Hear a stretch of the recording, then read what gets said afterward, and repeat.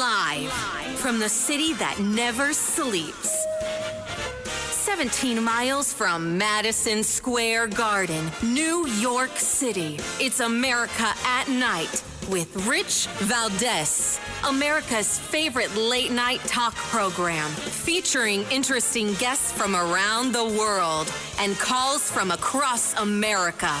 And now, here is your host, Rich Valdez. Hi there, good evening, and what's up, America? I am Rich Valdez, Valdez with an S, at Rich Valdez on all of the social media, your liberty-loving Latino amigo. Happy to be here with you this Thursday night. We're live, we're national. Happy to chat with you on our Open Phones America segment that's coming up, our late-night national town hall conversation. Give me a call, 833-482-5337, 833-4-VALDEZ. And before I get into any of the news of the day, the biggest story that I'm tracking with, nope, not RFK. Nope, not fraud. Nope, not El Trompito Donaldus Magnus. It's my nephew, Danny. Big shout out to my nephew, Danny, who graduated from the Tennessee State Police Academy today. Very proud of you, kid. Thank you to Governor Bill Lee for pinning that badge on him. You did a good job right there, Governor. And let's get into it. All right, so we've got RFK Jr., Bobby Kennedy getting confirmed. Everybody said, do you think they'll do it? Do you think they'll do it? If you listen to this show every night, you know I said absolutely every single person that Donaldus Magnus, El Trompito, the 45th and 47th president of the United States, El Presidente, every single person that he put forward is going to get confirmed, including KP Cash Patel. He's going to get confirmed. Why? Because they really don't have too many options. They really don't, right? This is a different Trump administration. This is not the 45th presidency. This is the 47th, and it's very, very different this time around. We're going to get into some of that. Of course, we have the actual vote. We have some audio from that. If you haven't heard it, you're going to be in for a treat. If you have heard it, brace yourselves. Listen to this. The yeas are 52. The nays are 48. The confirmation is confirmed. Yes. There you go. Bobby Kennedy is in the building. Now, we have some reaction from Bobby Kennedy himself. Listen to this. For 20 years, I've gotten up every morning on my knees and prayed that God would put me in a position where I can end the childhood chronic disease epidemic in this country. On August 23rd of last year, God sent me President Trump. All right. And he gave me...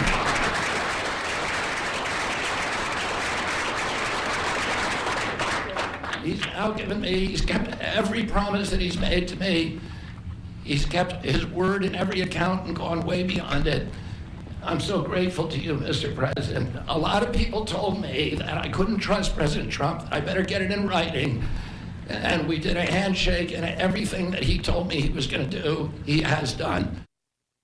All right, so congratulations to Bobby Kennedy Jr., the new Secretary of Health and Human Services. And, of course, I want to talk about what's going on with the reaction to that, right? Mr. President himself, El Trompito, Donaldus Magnus, the 45th president, 47th president of these United States, he weighed in on his thoughts on his new HHS secretary. Check this out. Perhaps most importantly, though, Bobby created a nationwide movement made up of millions and millions of mothers and fathers and young people and concerned citizens of every background who want to end and this horrible chronic disease crisis that exists in America. He's absolutely committed to getting dangerous chemicals out of our environment and out of our food supply and getting the American people the facts and the answers that we deserve. After years in which our public health system has squandered the trust of our citizens, and they really have. They don't trust us. They don't trust anybody, frankly. They've gone through hell.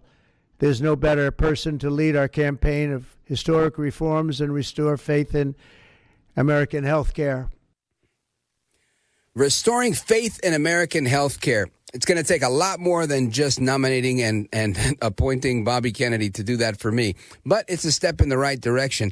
And I think El Trompito has been firing on every cylinder. He really has, right? He's been nailing it on everything. You talk about the border's secure. Things are down 90%. The bad guys are scared to go to jail in El Salvador with Bukele, right? All sorts of crazy things are going on. You don't want to go to Bukele? Oh, I got you. We're going to go to Gitmo. I mean, it's just things you never thought would happen are happening, and not, unfathomable things that should be happening. Now we have all the right people in all the right places, minus Kash Patel, who's, in my opinion, going to be confirmed very shortly. And we're on our way, right? What does he call it? He calls it the golden era, right? The golden age of America. And I think we are upon that. I think things are starting to look up, especially when you hear about some of the things that are going on, right? USAID, that taking the sign off the building. They've decided we're not going to do this little slush fund anymore. You talk about the legal wins that Trump is having in lawsuits where he's winning against the fake news, where they're paying him millions of dollars for doing all the bad things they've done. We're definitely on track, and we're, literally restoring the greatness of America day by day. So many things are happening that I think, again, it's difficult to keep up. I mentioned this yesterday, but I think it's worthy of repeating. I'm doing the show from Nashville because of a family event I had to attend, and I bumped into somebody in the break room as I was getting my coffee. And the guy tells me his birthday is January 20th, and he feels like it's been his birthday ever since January 20th because there's so many good things happening every day for America. So I love that. Now, in some other news, you got representative. He's a new representative, Brandon Gill. He's Dinesh D'Souza's son-in-law. He's starting a petition to send Ilhan Omar. Now, you may remember Ilhan Omar. She's Some People Did Something. Remember her? Yeah, she was talking about my people, New Yorkers. We didn't like that. But Ilhan Omar, he says he's going to send her back to her home country. Now, I laugh at that, of course, because, people are always trying to send me back to Puerto Rico. They're trying to deport me over here. But it ain't happening. Now, before we get into all of that stuff, I want to talk about big corruption. Big, huge, as you would say, right? Like a Y with 3 U's, huge. And we're talking about $20 billion in gold bars, right? This is EPA Administrator Lee Zeldin saying that he's found this $20 billion in gold bars. I want to get to the bottom of that with our guest. He's somebody that's been on the show before. He's terrific, believe me, terrific. I think you're going to love him. He is the host of Ungoverned on LFA-TV. He's here in Nashville. He's actually live in studio with me, and we're going to come to him momentarily. I want to give you the phone number just so you can chime in if you have a question for our upcoming guest, Shawn Farrash. Feel free to call. The number, 833-482-5337, 833-4-Valdez. This is America at Night with Rich Valdez.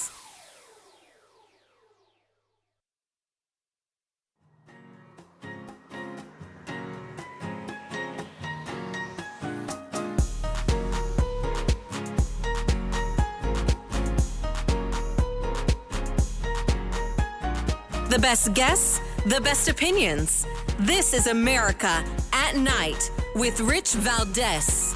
Well, his personal wealth has rocketed upwards since the election. Who voted for that? He did very well out of the election. I mean, this is a guy who I think you and I both mocked him. Many people mocked him for buying Twitter for, what was it, $40 billion, overpriced Twitter. He bought Twitter for $40 billion. He bought the United States government for $200 million. Like, that is a good deal for Elon Musk. Yeah. And he didn't just buy the government. Miriam Adelson gave $100 million, this right-wing pro-Israel donor. She's getting, Middle East policy out of it. Or other people donate and get X or Y policy. He got the whole thing. Yeah. He got the government and he got to run it. I can't think of a time in modern American history where we've had donors before. We've had a Gilded Age before. Yep. We've had a lot of... We've never had a guy who gives the money and then goes... No, you're not just going to get the policies you want. You run the thing while I play golf and use my magic marker. And he is running the thing. He's going around and, as you said, you reported a death in Thailand. USAID absolutely destroyed. No one voted for that. I don't remember that being mentioned. All right, folks, if you don't know that voice, I don't blame you. But he is a mega superstar on the left. He's a huge star at MSNBC, Mehdi Hasan. Right? Come on. How could you not know that voice? He claims that Elon Musk bought the United States government for $200 million. And I think he couldn't be more wrong. But I want to get some weigh in on this from the man himself. Now, listen, I think there's a toss up, right, between Tommy Trump and Shawn Farrash. These guys, I like them both. I know Shawn Farrash a little bit more, and he's right in front of me. So he might have the competitive edge right now. But I'll tell you this. He's not only one of the best Trump impersonators out there, he is the host of Ungoverned on LFA-TV. He's live in studio with me in Nashville, Tennessee. Shawn Farrash, welcome to the program. Well, first of all, Rich, I just want to say something. You're a tremendous guy, the great one. You come from the coaching tree. It's like being from the Bill Parcells coaching tree. The great one, and they call me the greatest one. You know that? They call me the greatest one. But Mark does a tremendous job, Mark Levin, and you do a tremendous job. The greatest call screener, by the way, in the history of the world. But you do very well, and we're very happy to be in Nashville. It's a state that I did very well in, and I'm going to do very well in there again, I can tell you that. Shawn Farrash. Now, Shawn Farrash, I want to get your take on this stuff because Mehdi Hasan is now talking about buying the United States government for $200 million. It seems like he must have forgotten that his long-lost third cousin, what's his name, from Facebook? Zuckerberg and the Zuckerbucks, yes. $400 million right. of Zuckerbucks, right? Doubled the investment that Elon made to buy the federal government, and he lost, right? Right. Okay, so they fooled Trump for a little while, they fooled us for a little while, but ultimately these guys took a big L, in my opinion. Every day they're attacking Elon Musk. I'm going to give you a two-part question. Number one, I want you to react to all this craziness, right? Because Zeldin's finding $20 billion in fraud, and I want to talk about that because if there weren't fraud being uncovered, none of this would matter, right? This is why they're laying it on heavy. But I don't think they figured out that Trump was like, I know if I do this, they're going to attack me. Let's leave it to the pros, by the way. Let's leave it. Let's leave it to Elon Musk. Right. Right? He throws Elon Musk out there, and they're like, and they go after him just as expected. Oh, yeah. Well, first of all, I'm happy we're talking about unelected billionaires because now we can finally talk about George Soros and not be called an anti-Semite, right? Right. Which is ironic because the guy was a Nazi collaborator, so I don't know how talking negatively about him is anti-Semitic, but that's just what the left likes to do. They always accuse us of what they're doing. Projection. You know, just look at Columbia University. But, you know, there's anti-Semites in the MAGA movement. I'm like, I don't know if any of those people have ever been at a MAGA rally. Those, Ilhan's daughter, right? Oh, yeah, who got locked up. Mm-hmm. Yeah, it was racial. No, it wasn't. You broke the law. But they want to talk about unelected billionaires. We could talk about George Soros first. He's done a lot more in U.S. elections than Elon Musk has. And I don't know who's this? That was Mehdi Hasan. Mehdi Hasan, yes. He's very famous. He's just infamous, I would say. Just dope. But he apparently thinks the government can be bought for $200 million when, that's how much, that's what, the 10% of what we sent to Ukraine? how much does Ukraine cost? So obviously $200 billion. But it's wild when you see these people who are defending all of the fraud, all of the waste, the trillions of dollars, the billions of dollars of fraud, the billions of dollars of waste, and then all of a sudden that goes out the window and it's like, well, our government's for sale for $200 million. That doesn't make any sense. The numbers would prove otherwise. So these people are upset that, and I think there's a little bit of shock. Democrats and a lot of mainstream kind of squishy rhino Republicans, they're not used to somebody getting elected and keeping their promises. Donald Trump literally, he said it here in this city, in Nashville, to the Bitcoin conference. He was going to pardon Ross Ulbricht, the Silk Road creator, on day one. Within the first 24 hours, he pardoned Ross Ulbricht. He got the J6ers, most of them. There's, I think, 5 that are having some problems right now. But he got them out day one, pardons. So I don't think the political realm, the mainstream, the normies, not the new blood that's getting in there, the Anna Poliana-Lunas, the Brandon Gills, but these older guys, McConnell, Graham, they're used to lying and selling out their constituents. Donald Trump is in there, and he's doing everything he said he would do. Everything. Tariffs, Russia, Ukraine, Israel, Hamas, the border. He's doing it all, and it's only been 3 weeks. So I don't think anybody's used to seeing this, and that scares the crap out of them because they don't know how to handle it.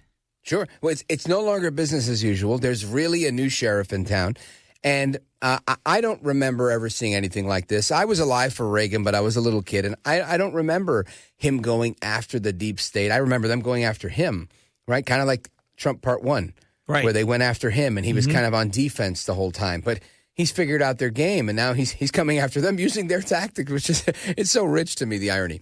Now, let's talk about EPA Administrator Lee Zeldin finding $20 billion in gold bars, like Gold Bar Bob Menendez, from the Biden administration that they're trying to jettison. Tell me about this. Yeah, so Zeldin came out and reported this. So I think there was an undercover video. It might have been O'Keefe of an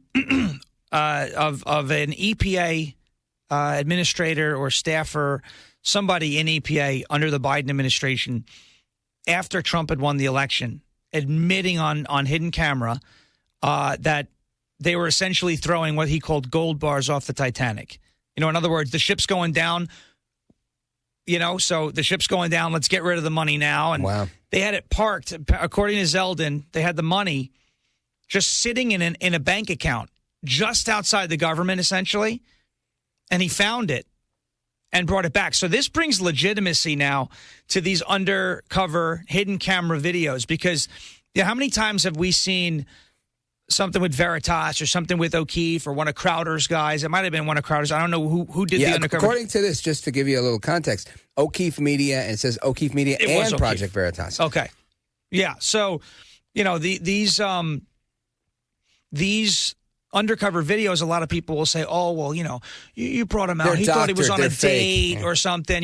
They're just bragging. Well, this time the people on camera said that they were throwing, quote unquote, gold bars off the Titanic. In other words, just flushing the money away because they're going to get fired anyway under the new EPA. And Zeldin came in and said, all right, well, you admitted that it's somewhere. Let's go find it. And, within 2 weeks of him being confirmed, they found it. They found $20 billion. It wasn't a physical gold. He uses that term because that was the term that they used on the camera, the analogy, right? Right. But, I mean, essentially gold, right? It's $20 billion just sitting in a bank account. Amazing. And it was going towards some climate action fund, this social justice climate thing. And their, mission statement was, this is great, their mission statement was something along the lines of, climate justice runs through a free Palestine. So here comes Lee Zeldin, right? A Jewish man, and he opposes this anti-Semitic. He's like, oh, that's what it's for?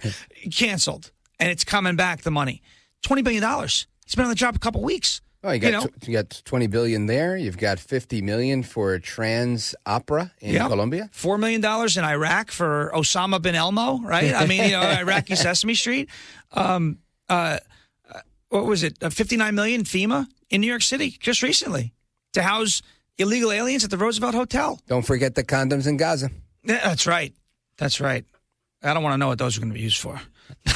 You could let your mind run wild. That's thebomb.com. Yeah. Folks, we're on with Shawn Farrash. Shawn Farrash is the host of Ungoverned on LFA-TV. Where do you get LFA-TV? You get it on rumble.com. Go to rumble.com every day, 10 a.m. That's right. And you catch it live. I recommend subscribing, signing up for the emails, following him on Instagram, social media, all of that. You don't want to miss it. He does a really great broadcast. And we're going to continue this conversation. Wait till you hear what Jamie Raskin had to say about all this money that's been uncovered and all the fraud and waste and abuse that is coming to light.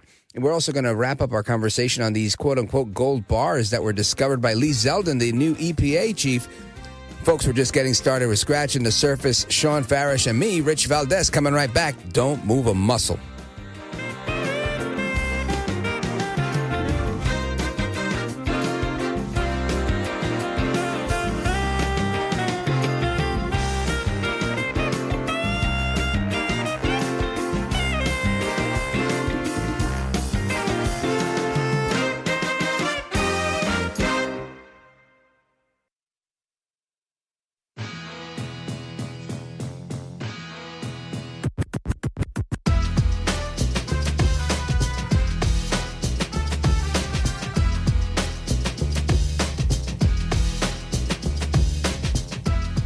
Well, thank you, Rich, and thank you for everything. I know you very well, and I listen, but I have a lot of people that listen, and they love your show, and I appreciate it very much. America at Night with Rich Valdez.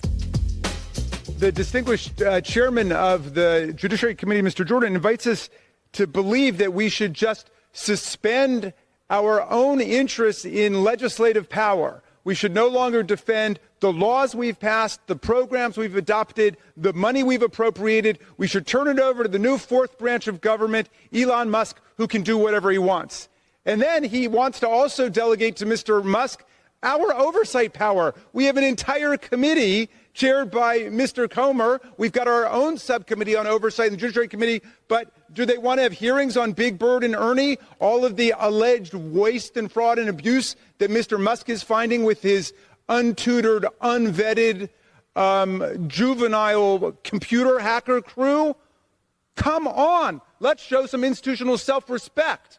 This is the Congress of the United States. We're not delegating our power to Elon Musk or anybody else. All right, America, welcome back. Rich Valdez keeping you company live till 1 a.m. Eastern time, midnight in some areas of the country. 833-4-VALDEZ is the number. We're coming at you with open phones across America momentarily, but we're going to continue our conversation with Shawn Farrash. And Shawn Farrash just heard this clip of Jamie Raskin on the floor today, calling Elon Musk and Doge the new fourth branch of government, saying that investigating alleged waste, fraud, and abuse is somehow relinquishing your self-respect and your control over your own government. Now, Shawn, in Spanish, we have a term for people like Mr. Raskin. The term is pendejo. It's not really a term of endearment, but one that I think fits him very well. And I feel like the Democrats are running out of steam here. They're trying to. They're like, look, you can't call bad anymore. They're missing the mark. What say you? Well, this is not a good hill to die on for the Democrats, but it's the hill they have to die on because it's the hill that protects their their actual bank accounts. Like, without USAID and the waste and the fraud and the abuse, there is no Democrat Party. And their candidates and their politicians, the folks that are getting elected, they can't turn this into a huge career. There's no massive dark money super PACs dumping money into the campaign without USAID. The point is, it goes in there. And there may be a kid in Guyana who winds up eating because of that money. But for every one child that's getting helped, and we need to help them. But that's like the front to be like, look, this kid ate, never would have ate if we didn't have this USAID money. No, that's like, Hamas using a human shield, right? Essentially. You're hiding behind starving kids and saying, well, you helped a tribe one time, so we have to keep the whole agency when 99% of the agency is nonsense. $75,000 for a transgender comic book in Peru. And everyone's first reply to that is, well, that's only $75,000. I said, that's higher than the average American salary. Right. If I told you you're getting a $75,000 raise today, would you be excited? Hell yeah, I'd be excited. Then it is a lot of money, isn't it? Absolutely. Well, when you put it like that, well, yeah, because think about what a veteran or a group of veterans could do with $75,000, no home, no food. They could do a lot.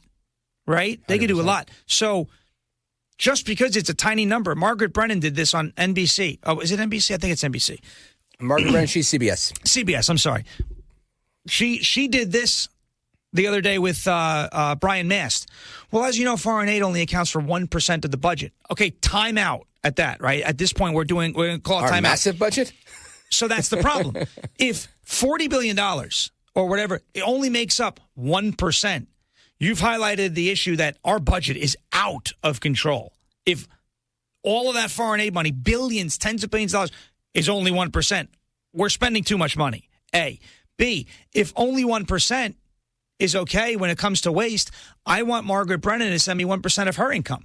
I'll go buy some beer with it. Right. I'll waste it. If it don't matter to you, I'll waste the money, and then I'll get wasted, okay? Listen, that's... If 1% being wasted is okay... here's my Venmo, Margaret Brennan. She makes a lot of money, I bet you, right, on NBC. Huge. With USAID getting shut down or scrutinized, the Democrats have to defend it. Because if they let that go, they're all broke. They're all broke, okay? All those funded protests, the bricks on the side of the road, that's where that's coming from. It's all being laundered through there, out to their friends, and then back to them. Everyone's getting a cut of the pie. And the pie is essentially baked at USAID. So now it's gone. And now you have the Democrat Party doing what they always do, accusing our side of what they're doing. Okay, so now DOJ is a fourth branch of government. No. The bureaucracy and the deep state is the fourth branch of government. And DOJ is exposing it and cutting it to pieces. DOJ operates under the executive branch. Right. The executive branch has separate but equal powers of themselves, the legislature, and the judiciary. The executive branch does not owe any checks and any balances to the deep state. It's not a real branch, but it's operating as if it is one. Yep. They have every right to go after these bureaucrats and just clean them out. And if they want to challenge it in the courts, that's fine. Because just like they did to Trump and tried to do to him, they made him lose a lot of money. He's going to stop their funding, and he's going to burn their money in court. Spend your money you in want to court. go to court? Let's go. Let's go to court. Here's 100 executive orders. Which ones do you want to sue? Now I'm going to drag you out because you're suing. Who are you suing? You're suing the Department of Justice. You're suing Donald Trump. You're suing the executive branch. Yourself. So you're suing yourself. Right. And when you start talking about waste, fraud, and abuse, so now the Democrats are going to be filing all these lawsuits. Now taxpayer dollars are going to be used to stop them. I mean, if I'm Trump, that's the very next thing. You say all these lawsuits, they want to defend the fraud so bad, they're willing to make us spend our money, spend your money to get rid of the waste, fraud, and abuse. And cover it up. And you know, Shawn Farrash, you made an excellent point, and it refutes exactly what Jamie Raskin was just saying. That he says that Congress has an oversight committee, and if we wanted to hold hearings on Big Bird and Ernie and all of the alleged waste, fraud, and abuse, then they could do that. But with his juvenile hacker computer crew is what he said. But the reason that they don't do it, he's saying, because we in Congress don't want to have oversight over those things. Well, sir, we do have an executive branch that wants to have oversight and check these things out, and they have the ability to do that. And guess who paved the way for that? It was Barack Obama with his digital service. So now that you have the digital service, DOJ is the new digital service, USDS. I think what Trump has done here is incredibly rich. It was a brilliant move, and I think it's going to pay off in spades. I honestly do. Shawn Farrash, I want you to tell everybody how they tune into your program, where they got to go, and what they can expect when they lock in with you. So we're on Rumble, rumble.com/LFA-TV is our live chat. My wife runs the chat. She threatens people, in a funny way. If they don't hit the thumbs up button, they're putting their life at risk. So it's a whole thing. We have a lot of fun in our chat live on rumble.com/LFA-TV, Monday through Friday, 10 a.m. Eastern. To 11. It's a straight hour. We usually do little call-ins on Fridays. So tomorrow's going to be a good time, and it's the best place to go. Every morning, 10 a.m. to 11 a.m. Eastern time. Outstanding. Folks, check them out. Give them your handle so they can follow you on social. It's at SHAWN_FARASH. Follow me on X. It's where we have the most fun. There you go. Farrash with one R, Shawn with a W. That's right. Shawn Farrash at Shawn Farrash. Check out his podcast again on rumble.com. Ungoverned with Shawn Farrash. Shawn, you're a gentleman, a scholar, and a patriot. Thanks for being here, brother. Thank you, Rich. Appreciate it. You bet it. Amigos, we're coming right back with your calls and more. 833-482-5337. 833-4-Valdez. This is America at Night with Rich Valdez. Call now, 833-4-Valdez. That's 833-482-5337. 833-4-Valdez. That's Valdez with an S.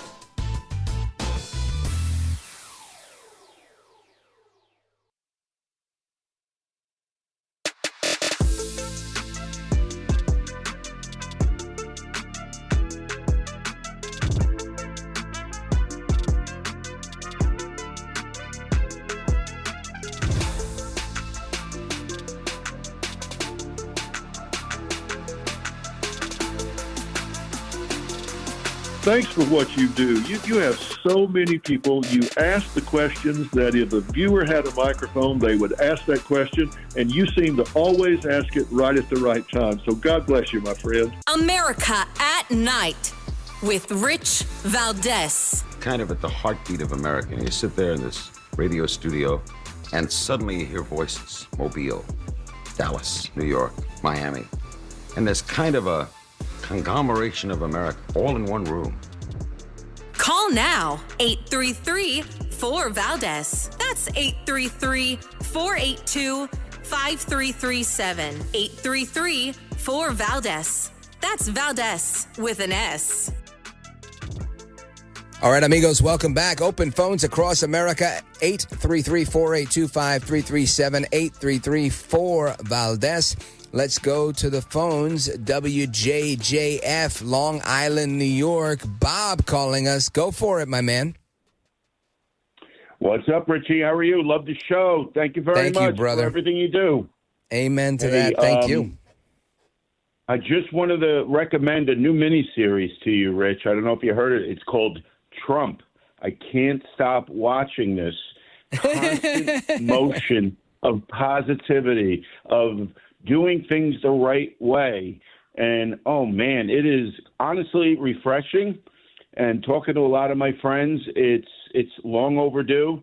And it's great to see that America's back. We got a strong leader, and he's kicking ass. That's bottom line. Amen to that, Bob. It's such a great, refreshing feeling to see it, and I'm so happy. I know you're a good voice to the party with common sense. It's all common sense. This is not anything political. It's all basic. Do the right thing. Work hard, as my dad told me, and your dad, and all of our dads told us, and keep your head down and do your job. Right, Rich? That's it. Keep your head down. Keep your nose clean. I think that's really what it's all about. You know, Bob, it's refreshing to hear people excited about what's going on, because the media will have you believe that somehow things are bad. Somehow we've got a new fourth estate, a new fifth column in Elon Musk and the Doge service that are going after people, you know, eliminating the deep state and waste and fraud and corruption. And when you talk to real Americans like you, when you talk with real people, they seem to have the exact opposite opinion, Bob. You're absolutely right, Rich. It's the Democratic Party is bringing back the old talk track of racism, and they're using their media outlets and as their voices, which again has no validity, right? The mainstream media has no validity. It clearly presented itself upon the last election that people like yourself and other voices are what people are listening to, not that bullshit that these other I can't say that one on the radio. But yeah, no, you're right. People get a little bit passionate, right? They get very, very spirited because they feel like they're getting fed a line of dog crap every single time they hear the media, every time they hear their Democrat politicians. And I think it's high time that we actually start putting up some W's, some wins for we the people, Bob. Absolutely. And again, it goes back to my Trump statement. It's refreshing. He's all about us.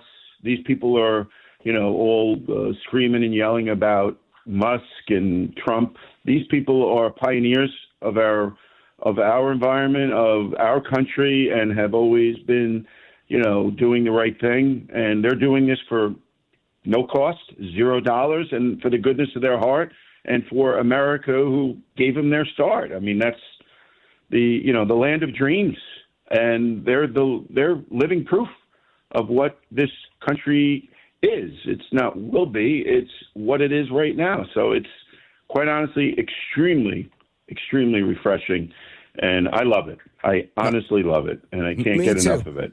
And, you know, as you mentioned this about, you know, following your dreams and starting your American dream, your American journey, it reminds me again, and I shared with the audience a little while ago, but I'll share again that Danny Tapia, Trooper Danny Tapia from the Tennessee Highway Patrol, graduated this morning, beloved by all of us here, and I just want to thank him. And again, thank you, Bob, for the call as well. Amigos, we're going to come right back. Your calls and more. Don't go anywhere. This is America at Night with Rich Valdez. Call now, 833-4-VALDEZ. That's 833-482-5337. 833-4-VALDEZ. That's Valdez with an S.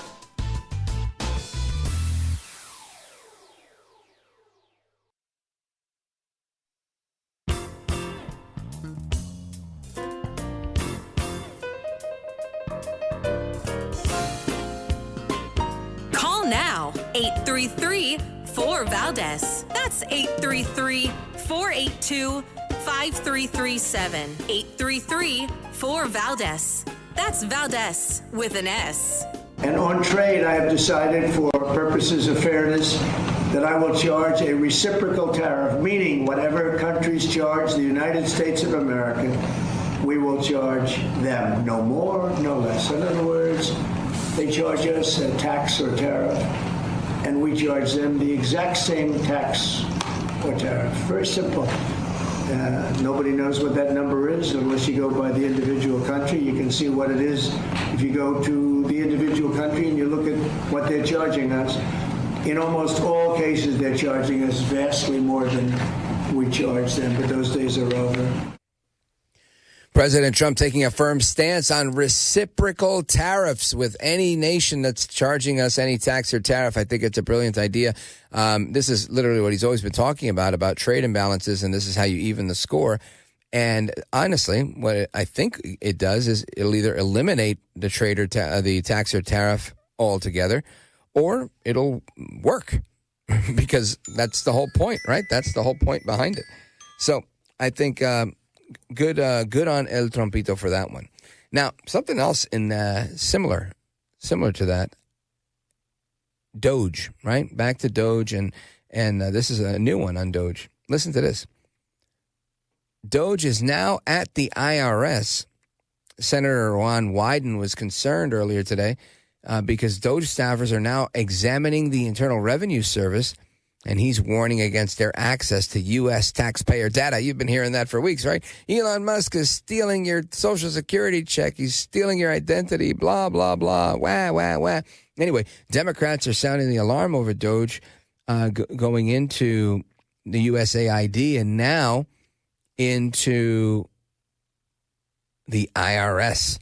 Now, this is a big deal, I think, because there's people like me out there that would love for the IRS to be dismantled. And if you can't, because, you know, it has an actual, not the IRS itself, but, you know, the fact that we can charge an income tax is a constitutional amendment. I feel like seems like there's going to be an uphill battle there. But somebody that we spoke with the other day brilliantly said, well, we can always lower the tax rate to 0 and keep the IRS. I said, man, I love that plan even more. Seems like a real win-win, or at least a good win-win for phase 1 of phasing out the IRS. So I think that's really good. And you've got Senator Wyden against spreading conspiracy theories already, saying if your tax refund is delayed, it could very well be because of Elon Musk. That might be the reason. Sources familiar with the matter say that a top Doge employee arrived at the IRS headquarters to review operations and meet with senior executives, and they don't know what's happened since. Reuters also reported that senior executives at the IRS were instructed in an email on Thursday, today, to identify all non-essential contacts for termination. Very good. Good job, gentlemen. Anyway, here's a quote. Consistent with the goals and directives of the Trump administration to eliminate waste, reduce spending, and increase efficiency, General Services Administration has taken the first steps in a government-wide initiative to eliminate non-essential consulting contracts. That's according to the email that was received earlier today. President Trump responding to these reports. And I'll tell you what he said a little bit later. But basically, he says the IRS will be looked at like everybody else is being looked at. I think this is fantastic news. What a way to start our Thursday night. Folks, we're coming right back in some areas and others. This is the end of the road. So hasta la próxima. Take care. Good night. And God bless you, America. I'm Rich Valdez.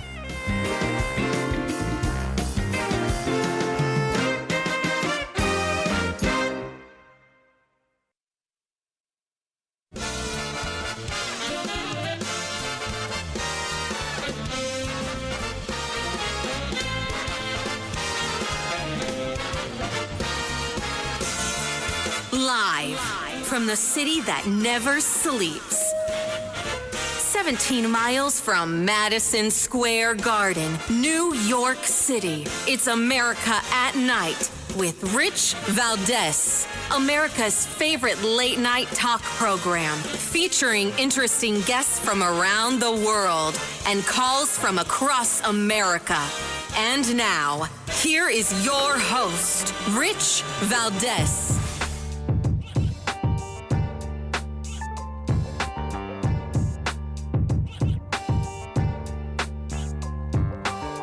Hi there, good evening, and what's up, America? I am Rich Valdez, Valdez with an S, at Rich Valdez on all of the social media, your liberty-loving Latino amigo. Happy to be here with you this Thursday night. We're live, we're national. It's about 7 minutes past 9 o'clock in Central Time Zone.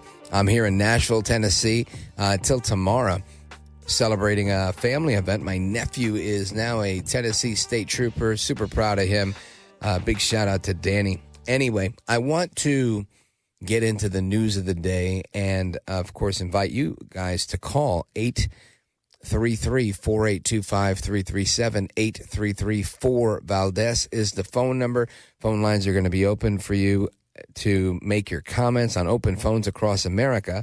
But I want to start with some of the headlines. Of course, Bobby Kennedy Jr. being confirmed today by the United States Senate to be the Secretary of Health and Human Services. I have a clip, number 23, of President Trump commenting on this. Go right ahead.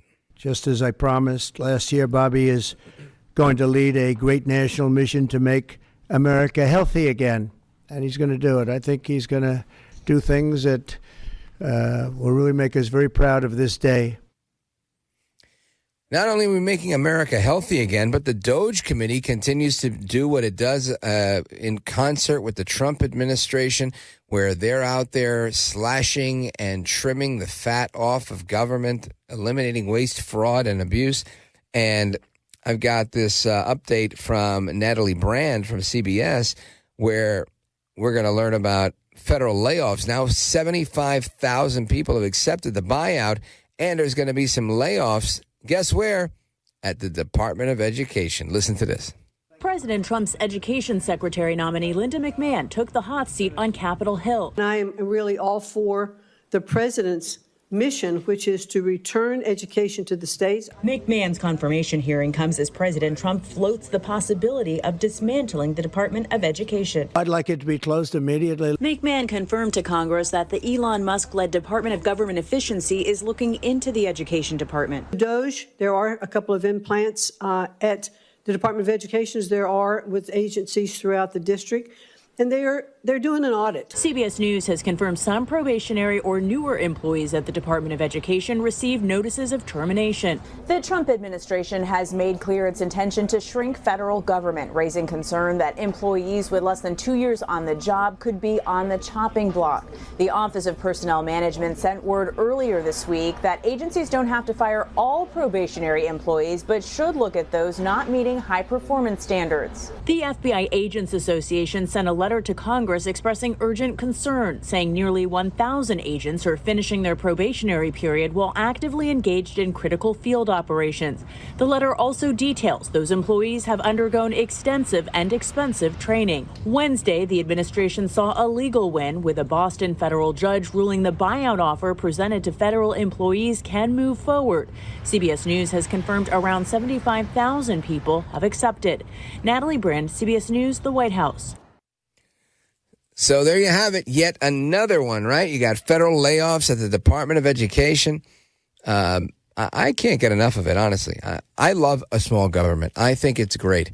I don't really rely on the government much. Of course, people try to guilt me saying, well, what about the people that are sick? What about the old people? What about this, the infirmed, this, that, and the other? Listen, I think it is what it is. There will be a way. It will work. We will get by. Nobody's going to really pay a very high price, or very few people are going to pay a very high price for not having all of this government like we used to. I think that's just a fact, right? That's my belief. But there's also some other news.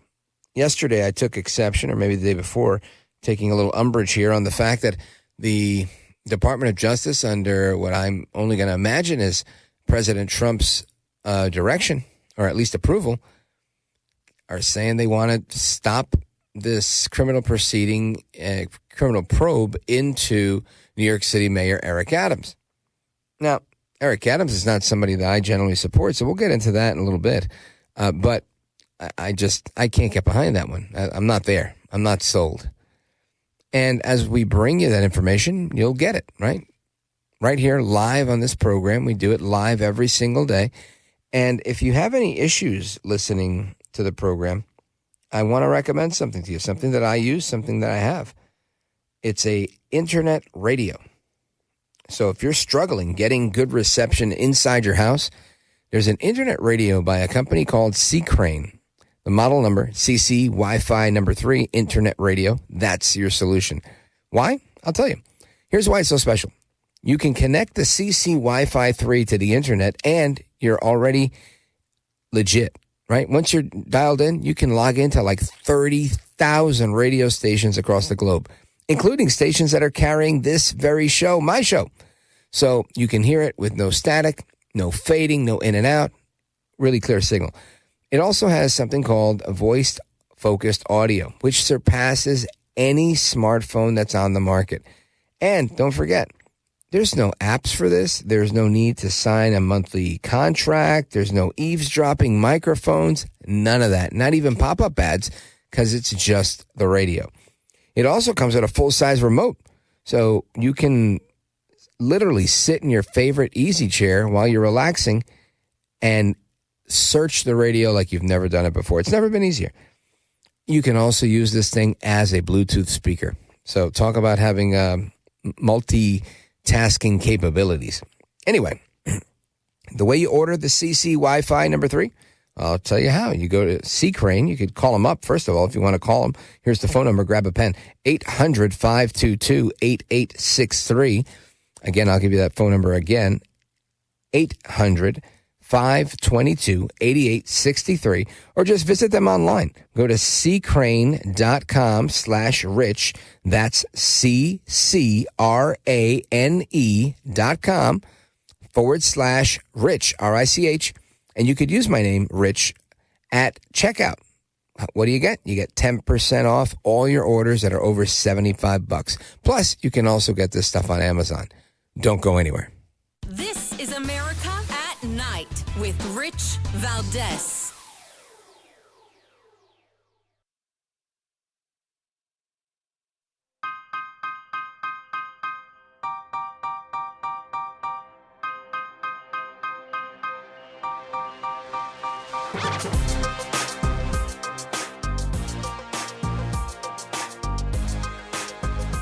Look at Rich Valdez. He's now a radio host, and he's a great radio host. America at Night with Rich Valdez. All right, amigos, welcome back. We continue the conversation with you all, we the people, the American people, 833-4-Valdez. I want to check in with Jane on WGDJ, Albany, New York area. Jane, go right ahead. Hey, Rich, how are you? Wonderful, thank you. Good. I just wanted to mention everybody. I admire Hochul. I'm not Hochul. Oh my God, did I say that? I'm going to. You did. I meant Elon Musk. I was looking. I wrote the name Hochul, and I think he's great. And I think they're working hard and they're accomplishing, and that's driving people crazy. Could I mention something about Andrew Cuomo? Quickly. Yeah. Okay. Quickly. Years ago, when COVID first started, I went to a rally and I interviewed Governor Cuomo, who was standing there touting about how proud he was that all of his downstate friends who owned funeral homes were going to come up and help him with the overflow. And there was no overflow yet. And I asked him, I said, are you like anticipating deaths? Is that what you're thinking about? I said, because there is no overflow, Cuomo. And he looked like he was going to faint. And, and that he knew that what he was doing was going to make the elderly sick, and he knew he was going to lose people. And Jane, it sounds very Fauci-esque almost, right? Dr. Fauci kind of knowing everything that was going to happen here. I don't know. I think for many people, the COVID thing was very, very fishy. All the more reason why today's nomination and approval and confirmation of RFK Jr. Bobby Kennedy to be the Secretary of HHS is all the more meaningful, right? Because I think it's coming at a time where it's very important. You got people that agree, people that don't agree, people that are skeptical, people that are not. But there's way too much nuance in the opinion department that people have when it comes to the safety of how they're dealing with vaccines, pandemic, all of that, right? I think the jury's still out on that. And I think we've got to get to the bottom of that. And that was the mandate, I think, or at least part of it for this administration. So, Jane, I think you hit the nail on the head there. Likely knew what was going on or foresaw it or had information that we didn't have, knowing that this was going to happen. Either way, I think he could have been more aggressive in handling and containing it. Jane in Albany, New York, WGDJ, thank you. And I want to talk about this because I think it's very important to talk about this, and that is the role that RFK Jr. Bobby Kennedy is going to play. This, in my opinion, is a very important role. So I want to welcome our guest because Dr. Joseph Varon is the President and Chief Medical Officer of Independent Medical Alliance. And he's here to talk about what's going on with, I guess, with what the medical community expects from the incoming Secretary of HHS, RFK Jr. Dr. Varon, welcome. Well, thank you. Good evening. What is your initial reaction to RFK Jr. being confirmed today? I was personally quite pleased that this happened. You know, it's been a long, long time. The last 4 years have been very difficult for the medical community. And even though many of my colleagues do not agree with what we have to say, we learned a lot in the pandemic. We learned the things that we shouldn't do. We learned who not to believe. And more importantly, we learned that many of us were being censored because we were thinking outside the box and we were trying to do what was right for patients. So seeing somebody like Secretary Kennedy now take over, it's like a breath of fresh air. At least I can see the light at the end of the tunnel. Yeah, I agree with that statement. Amigos, we're on with Dr. Joseph Varon. He is the President and Chief Medical Officer at Independent Medical Alliance. And I wanted to get the opinion of somebody that's on the front line, somebody that's out there dealing with patients, dealing with the administration of healthcare, because oftentimes I feel that doctors are the most honest, right? They're the ones that are going to tell you, look, we've got our hands tied by so much red tape. There's so much of a bureaucracy that limits their ability to care the way they'd like to care, to offer patient care in a manner that's consistent with what most doctors would expect. And I feel like we are turning the corner in going in the right direction. So I'm also pleased, as you are. But, Doc, what do you think about the ability to make these changes effectively and quickly? Well, that's going to be the difficult part. To be honest, he has a lot of work to do because the system is completely messed up from top to bottom. I mean, and you hit it right by saying that, I was on the front line. I worked 715 continuous days during the pandemic. Wow. Not a single day off. I saw how screwed up the system was in all ways and how politicized an illness became.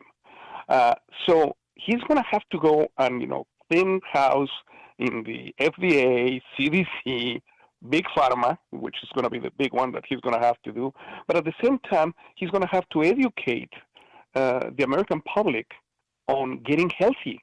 I mean, and that's going to be very difficult because we have been brainwashed for the last 50 years as to doing things that we should not be doing, and thinking that maybe just taking pills is the way to go instead of doing healthy things. So he has a big responsibility, and that's why the Independent Medical Alliance is going to try to help him in any way we can.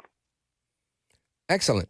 Now, What do you think, I guess, of the approach he's taking with trying to clean up the food supply, trying to use the FDA to maybe put warnings on certain things, really trying to go after the I guess, the lackadaisical approach that our government has had with the diet of Americans? You know, it's things, many of the chemicals we use and we're allowed to use, even still here in the United States, aren't allowed. They're banned in Europe. They're banned in Canada. How do we, banned in so many places, how do we adapt to that, right? I think some people are looking for that change, but I think others are reticent. Well, I mean, it's a matter of education, and that's going to be the most difficult part. Trying to convince the American public that what they've been doing for the last several decades is wrong, and how other countries, they don't do the same things, and, you know, they live healthier lives. So that's going to be probably one of the most challenging parts of his administration. Now, Doc, I want you to tell everybody a little bit about your organization, Independent Medical Alliance. What do you do, and how can you help our listeners? So first, you know, we started as a group of 5 people that try to save lives during COVID. We used to be called the FLCCC.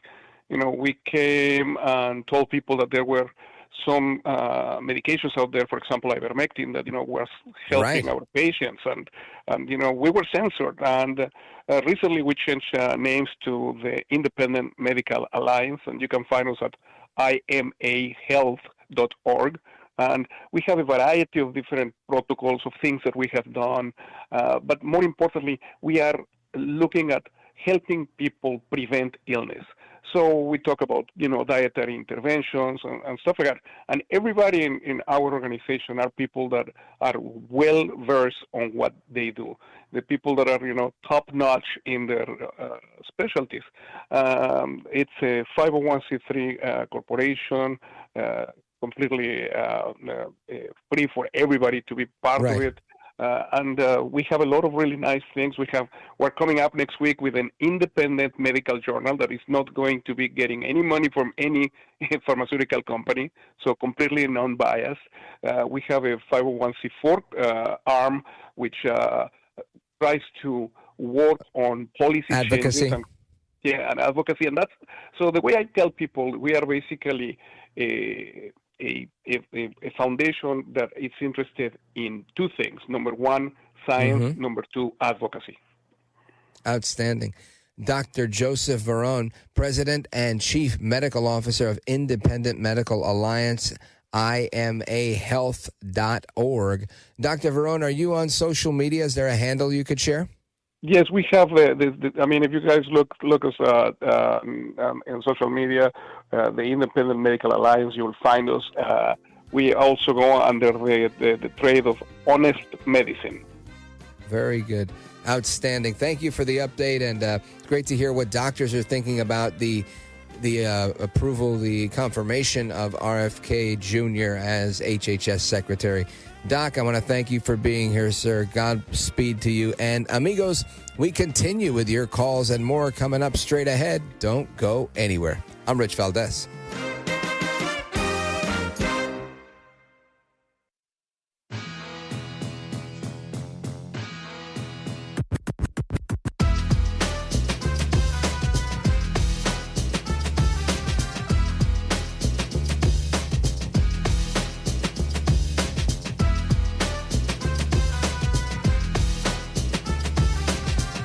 Richie V, always great to be on your show. You're a good man and a class act. America at Night with Rich Valdez. Call now, 833-4-VALDEZ. That's 833-482-5337. 833-4-VALDEZ. That's Valdez with an S. The Senate Judiciary Committee voting to advance Kash Patel's nomination. I think we should get started. To be the next director of the FBI. Thursday, Senate hearing on Patel comes after Democrats successfully delayed the nomination process from going to a vote last week, saying they still had important questions for Patel. We are inviting a political disaster if we put Kash Patel into this job. Senator Dick Durbin claiming highly credible whistleblowers told him Patel is behind the recent mass firings at the FBI, even though he has yet to take the reins. This purge has greatly weakened the FBI's ability to protect the country from national security threats and made America less safe. Durbin calling for a DOJ Inspector General investigation into the firings. Democrats also remain fearful Patel will use his position to go after his and the current administration's political enemies. This Patel guy will come back to haunt you. Meanwhile, GOP senators standing largely united in their support of Patel. We've examined every detail of his life, and he's been subjected to relentless attacks on his character. And Trump's view Patel is the man to shake up and clean up the agency they claim turned into a corrupt political weapon used against Republicans during the Biden administration. The FBI has been infected by political bias. Mr. Patel is the man to do it, and that's why he's being attacked so viciously. Retired Special Agent and former Deputy Assistant Director of the FBI, Jody Weiss, also supports the Patel nomination. I think he's the right person. He is a disruptor.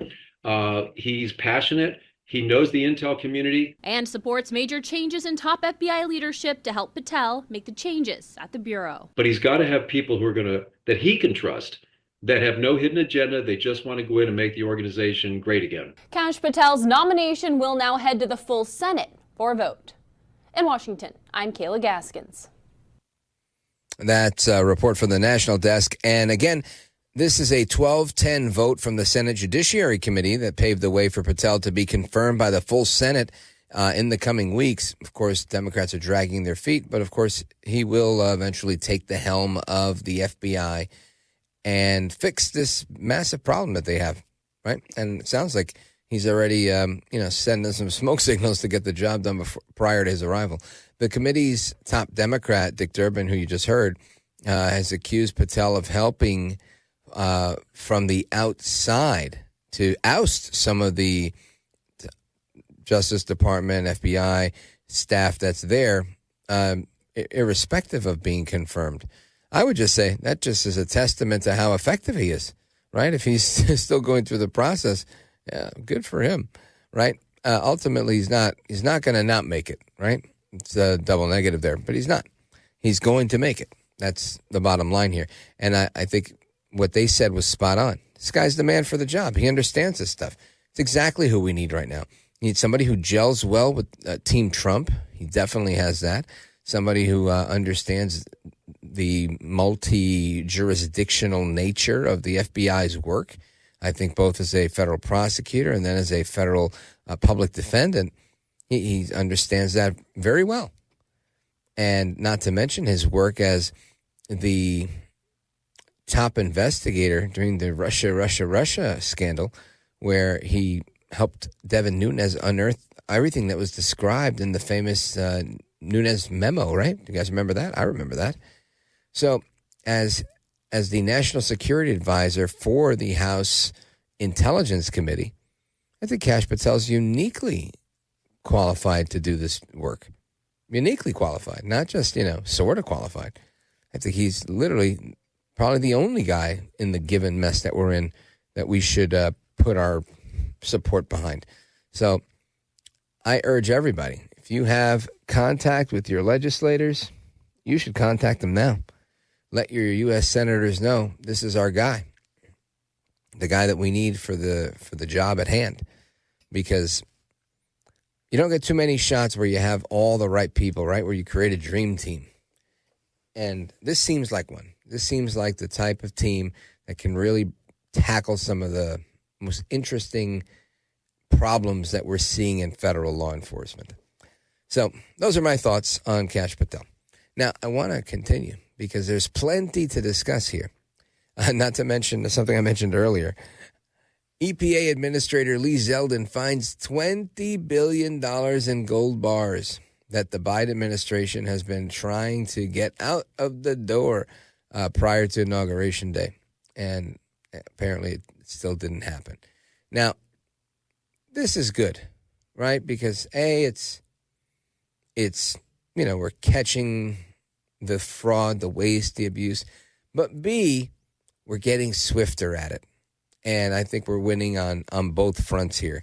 So kudos to everybody involved in Zeldin's announcement, right? Project Veritas, as well as O'Keefe Media Group, and everybody else that was there with this undercover video that got him pretty much red-handed.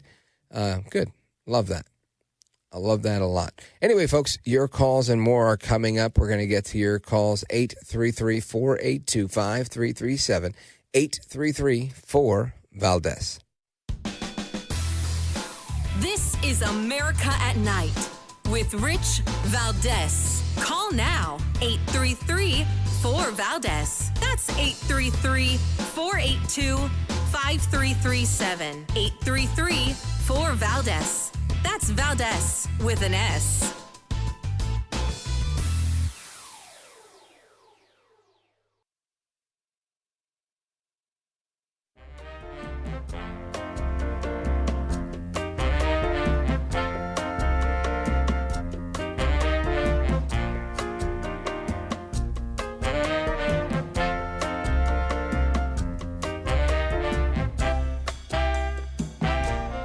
Voted best head of hair in live late night radio 6 years in a row. It's Rich Valdez. Call now, 833-4-VALDEZ. That's 833-482-5337.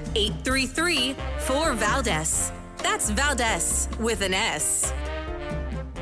All right, amigos, welcome back. And I want to talk about something that is always near and dear to my heart.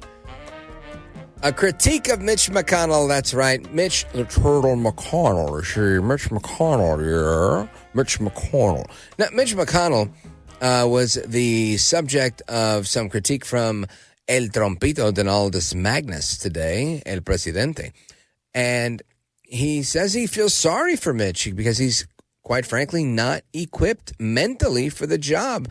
Listen to this conversation between Caitlin Collins from CNN and President Trump. Mitch McConnell has now voted against several of your nominees. He voted against RFK Jr. as the next health secretary, citing conspiracy theories. What's your reaction to that? Well, I feel sorry for Mitch. And I was one of the people that he wanted to go to the end and he wanted to stay leader. He's not equipped mentally. He wasn't equipped 10 years ago mentally, in my opinion. He'd let the Republican Party go to hell. If I didn't come along, the Republican Party wouldn't even exist right now. Mitch McConnell never really had it.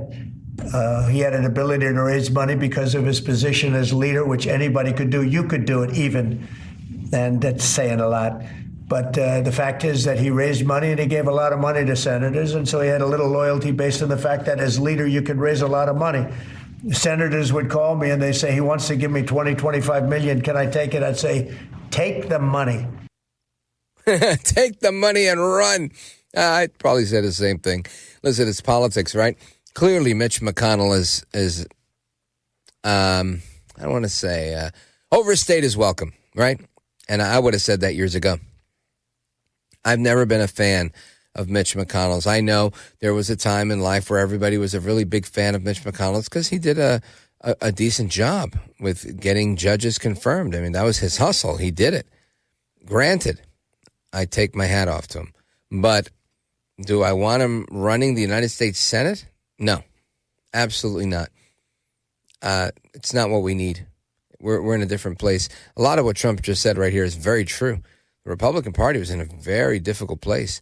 And thanks to the MAGA movement, it's not there anymore. They're able to raise money. They're able to be agile. They're able to engage younger participants. All of this is very, very important. And you don't do it unless you have somebody who's a very viable candidate at the top of the ticket. In this case, El Trompito. Outside of that, I think you're, again, just playing with fire. And you don't know where it's going to go, right? It's a gamble. So I agree with Trump on that one. Now, I want to continue because Trump was on a roll. He also, in addition to announcing the reciprocal tariffs that we talked about before, where he says, hey, if you're taxing us and you're putting a tariff on us, well, we're going to put the same tariff and tax on you. I think that was a good thing. But he also talked about how tariffs are going to help prices in the long term, but in the short term, they may not. But this would help jobs to increase. Listen to this. What should consumers expect? Are prices going to go up short-term, well, long-term? Not necessarily. I mean, not necessarily, but I'll tell you what will go up is jobs. The jobs will go up tremendously. We're going to have great jobs for everybody. This is something that should have been done many years ago. China did it. I mean, China did it at a level that probably nobody's ever seen before. If you manufactured a car, you couldn't send it into China. The tariff was so high. So everybody went and they built in China. It was no big secret. So we're going to see, but it's going to mean tremendous amounts of jobs. And ultimately, prices will stay the same, go down.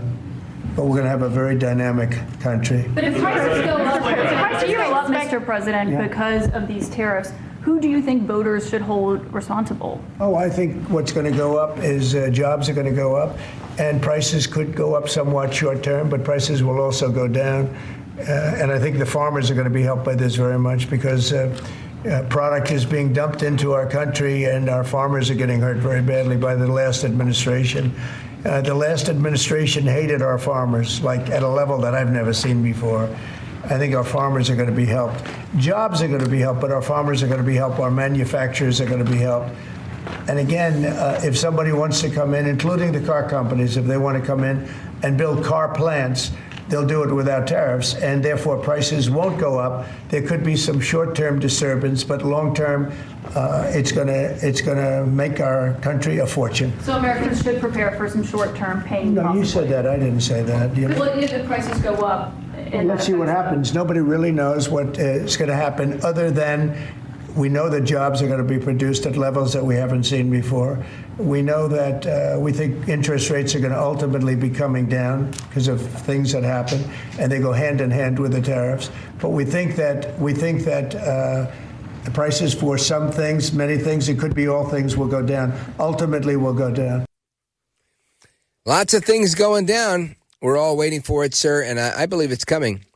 I think when Trump says things are going to go down amidst a inflation report that came in where it's higher than expected is what kind of has, I think, a few people asking a lot of questions. Ultimately, I think that's how you frame the argument. And B, I think he's clear in what he's saying. Ultimately, right? So there may be a little increase here or there, but ultimately, this is for the win. And I get that in spades. I get it. Sometimes that's exactly how real life works. You know, punto y final, period, the end. Anyway, folks, I want to hear from you. 833-482-5337. 833-4-VALDEZ. This is America at Night with Rich Valdez. Call now, 833-4-VALDEZ. That's 833-482-5337. 833-4-VALDEZ. That's Valdez with an S.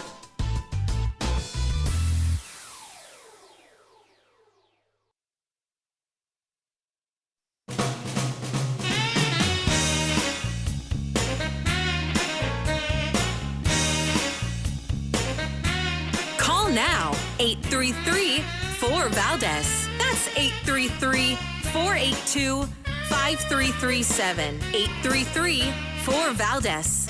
That's Valdez with an S.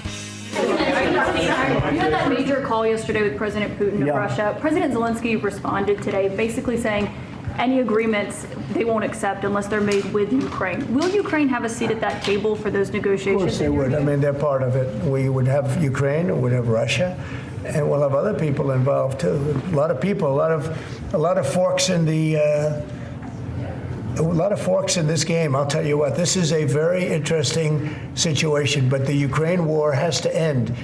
The young people are being killed at levels that nobody's seen since World War II, and it's a ridiculous war, and it has to end. We had a good talk with President Putin. I had a good talk with President Zelensky, very good talk.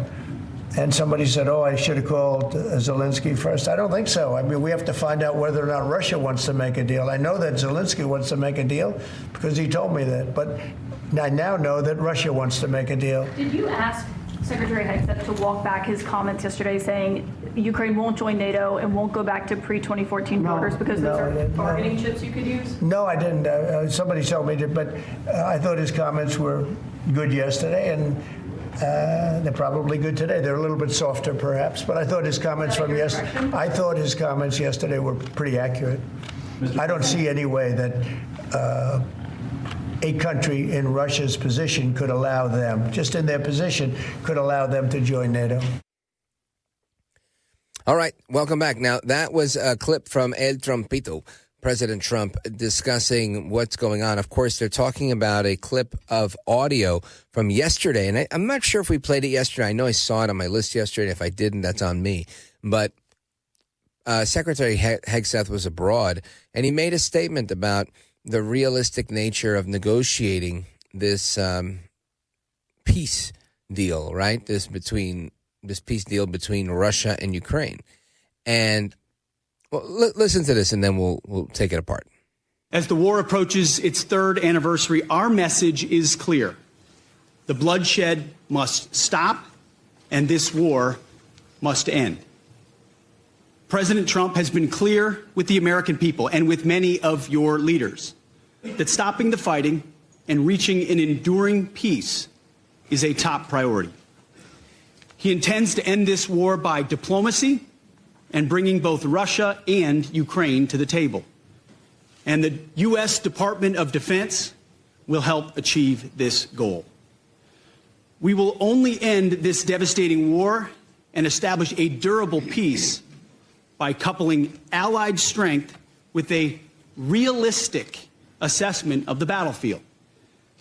We want, like you, a sovereign and prosperous Ukraine.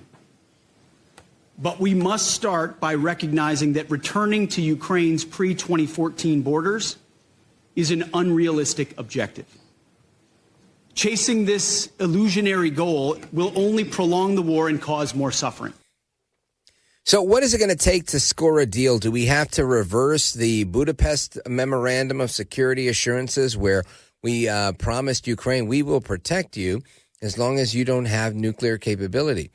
And, of course, this is a big deal because so many people want to have these nuclear weapons because they feel like, hey, once we have them, we're a legitimate player. Right? We can defend ourselves.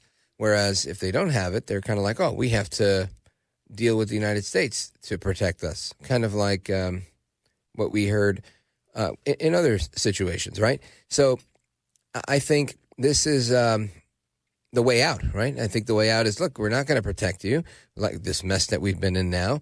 We are going to allow you to protect yourself, but they're probably going to want nukes. So I don't know. I don't know how we land on this, but I don't think we can be everywhere all the time, right? Eventually, each of these countries has to do their own thing apart from the United States' intervention. That's my thought on this particular one. I think there's other times where there's always going to be U.S. intervention. That's just how it works. And maybe this is one of those. I don't know. But I think it's something that we can get away from. Anyway, amigos, we come back. We have more to come straight ahead. Rich Valdez with you till midnight in some areas, 1 a.m. in others. Live from Nashville. Big thanks to Cumulus Media for helping me out during this trip, giving me a nice studio to work from. And we're going to talk about everything you want to talk about. Open phones across America. All that's coming up with me, Rich Valdez. Don't go anywhere.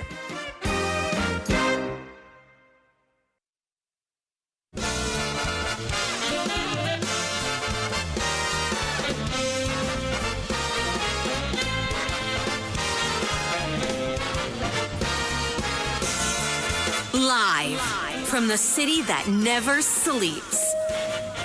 17 miles from Madison Square Garden, New York City. It's America at Night with Rich Valdez, America's favorite late-night talk program, featuring interesting guests from around the world and calls from across America. And now, here is your host, Rich Valdez.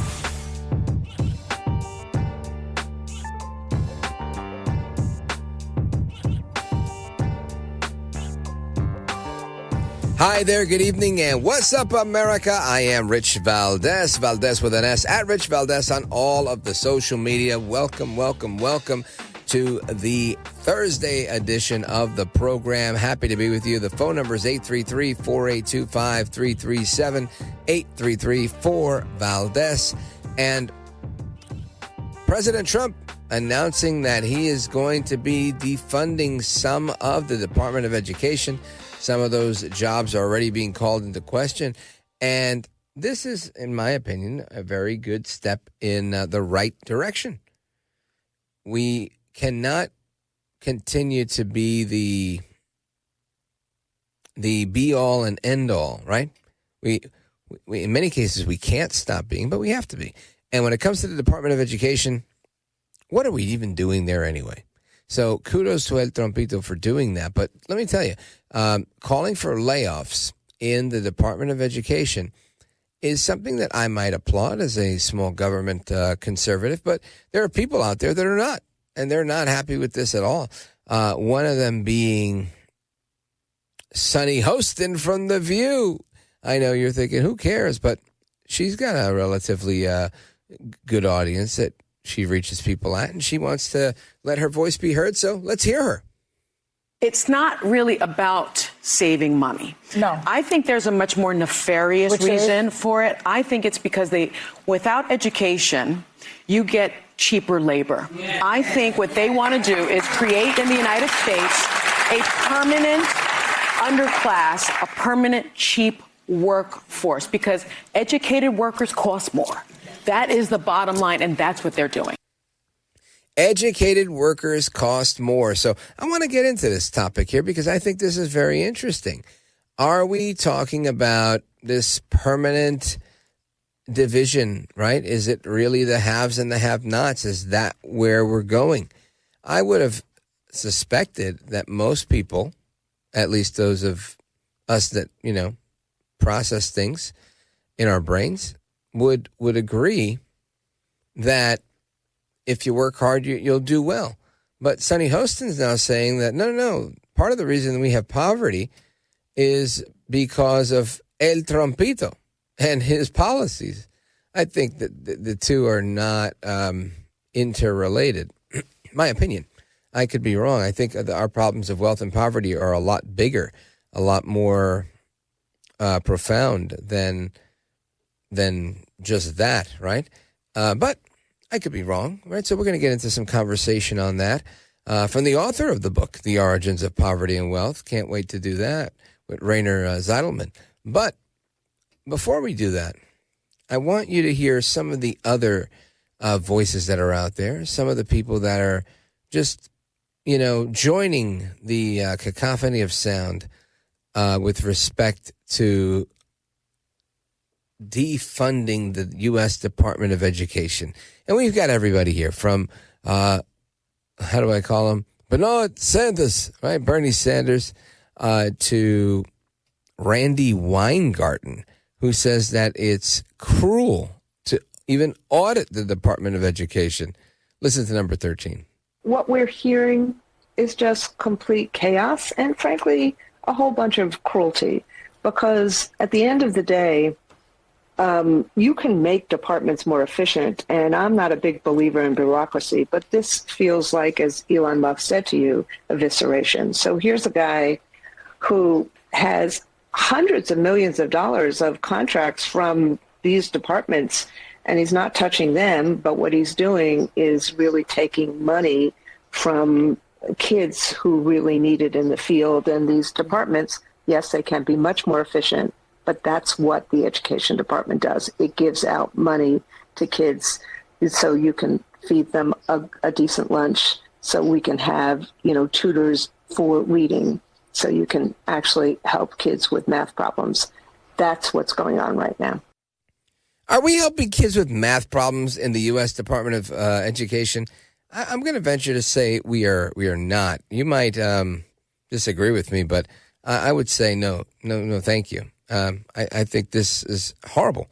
No, we don't need a federal Department of Education. We really don't.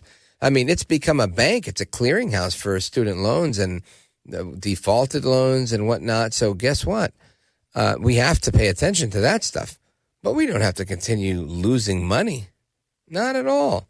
So I think Randy Weingarten's off a rocker there. I really, really do.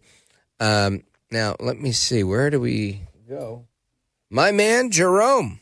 I believe Jerome is calling us from WTMA, Charleston, South Carolina. Jerome, go right ahead, sir. Yeah, all the Trump supporters and cronies that he's getting confirmed, they're all a bunch of welfare queens and sellouts, especially that Musk. All those government contracts, is that like double-dealing conflict of interest? He's a welfare queen. And, got all these, and as far as Kennedy, as sick as that guy is, how is he going to run a Department of Health with his health? Listen, I've seen Kennedy do push-ups. This guy ripped his shirt off and did a bunch of push-ups. Let me tell you, he's in shape. He's in a lot better shape than I am. So I don't know what health problem you're talking about other than maybe the speech impediment he has. But when it comes to his health, the guy looks very spry. He's 70 years old or 71. I think he looks terrific. God bless him. But the other points that you made are interesting, right?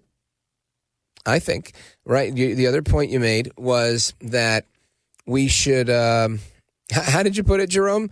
That we should, he's stealing things, Mr. Musk? Yeah, Musk is a welfare queen, okay? All those government contracts, and then you got Tulsi Gabbard selling out to Assad, and she gets confirmed. Hey, what about what was it? The guy that's leaving the Senate now, the old guy, the 82-year-old. Mitch McConnell? He's voting to get some up, man, himself. Well, listen, Mitch McConnell is no friend of Donald Trump's, right? Mitch McConnell is going to vote against anything that I think most Republicans are going to vote for, right? McConnell's going to go against because that's who he is. He's a contrarian. And I think he's a dinosaur that needs to go. But back to Musk. I don't know that I can agree with any of that stuff. I don't think he's stealing people's Social Security numbers. I don't think he's stealing to, be able to be around different people. He's not stealing anything, right? This is his job. He literally works for the federal government, and he's doing his job. And somehow you and your buddies on the left misconstrue this. I don't know how you do it, but you do it. And I got to give you credit for being so misleading because I think you're fooling some people, but you can't fool them all. All right, amigos, that means I have to take a break right now. Jerome, thanks for your call, brother. Shout out to WTMA. And we're going to come back. I want to continue this conversation on wealth and poverty and so much more. Rainer Zitelmann joins us next to discuss his book on wealth and poverty. So keep it locked right here. This is America at Night with Rich Valdez.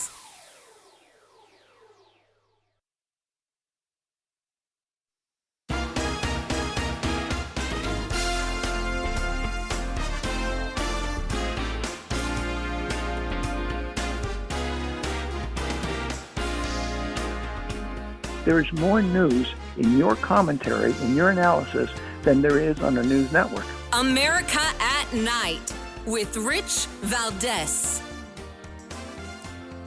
All right, amigos, welcome back. Rich Valdez keeping you company till midnight in some areas, 1 o'clock in others. And I want to give you the phone number if you want to join our late night national town hall conversation. Feel free to give us a call, 833-482-5337, 833-4-Valdez. And back in the days, there was an economist who was the mentor to another great economist, Thomas Sowell, right? Thomas Sowell often cited Milton Friedman, whom he studied with, who was really, he says, responsible for his conversion to being conservative in his approach to politics and the economy, because he learned from Friedman. And Friedman posited on a number of things like, why we are where we are. whether it was wealth, whether it was poverty, typically spending and watching how the government spends. And of course, that's the, I guess the hot button issue here is, how much? What does it take? What are the origins of these things? Well, I want to get to that with a historian from Germany. He's a sociologist as well, and he's written multiple best-selling books. Rainer Zitelmann is our guest, and his book, The Origins of Poverty and Wealth, I think are proper to be discussed right here. Listen to this clip from Milton Friedman. Keep your eye on one thing and one thing only, how much government is spending, because that's the true tax. Every budget is balanced. There is no such thing as an unbalanced federal budget. You're paying for it. If you're not paying for it in the form of explicit taxes, you're paying for it indirectly in the form of inflation or in the form of borrowing. Again, Milton Friedman, one of the best in the business, in my opinion. I want to get a reaction to that from our guest, Rainer Zitelmann. Sir, welcome back. Hello, yes, I admire him. And even last year I was in his summer residence called Capitol in the mountains of Vermont. I was invited there. Oh, wow. How nice.